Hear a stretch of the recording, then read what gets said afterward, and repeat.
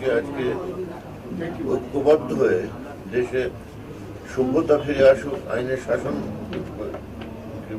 এখানে প্রতিষ্ঠা হোক, এবং এই যে নিষ্ক্রিয়তা আমরা লক্ষ্য করছি আইন প্রয়োগকারী সংস্থা, তারা যারা আইন ভঙ্গ করছে তাদের ব্যাপারে তারা নিষ্ক্রিয়, তারা বিভিন্ন ধরনের সেই অ্যাকশনে যাচ্ছে, যারা মানবাধিকারের পক্ষে দাঁড়াচ্ছে যে পুলিশ তাদের ব্যাপারে তৎপরতা দেখা যায়, কিন্তু যারা এর বিরুদ্ধে মানুষের বিরুদ্ধে নাগরিকদের অধিকারের বিরুদ্ধে যারা করছে তাদের ব্যাপারে একটা নিষ্ক্রিয়তা আমরা লক্ষ্য করছি।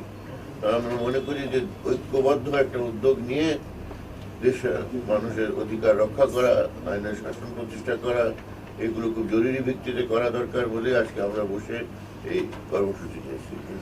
স্যার আপনাকে একটা প্রশ্ন, স্যার একটা প্রশ্ন ছিল। ধন্যবাদ। একটা প্রশ্ন ছিল স্যারের প্রতি একটা প্রশ্ন ছিল। স্যার বিষয়টা হচ্ছে ওই যে সুলতান মনসুর স্যার যখন শপথ নিলেন তখন আপনারা তার বিরুদ্ধে একটা বহিষ্কার আদেশ দিয়েছেন এবং দলীয়ভাবে সিদ্ধান্ত নিয়েছিলেন, কিন্তু মোকাব্বির খান যখন শপথ নিলেন তার বিরুদ্ধে আপনারা কোনো দলীয়ভাবে কোনো সিদ্ধান্ত নেননি এবং আপনাদের অবস্থানটা আমরা জানতে পারিনি।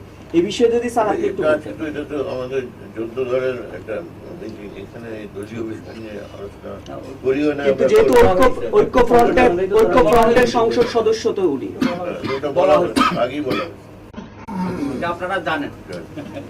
অসংখ্য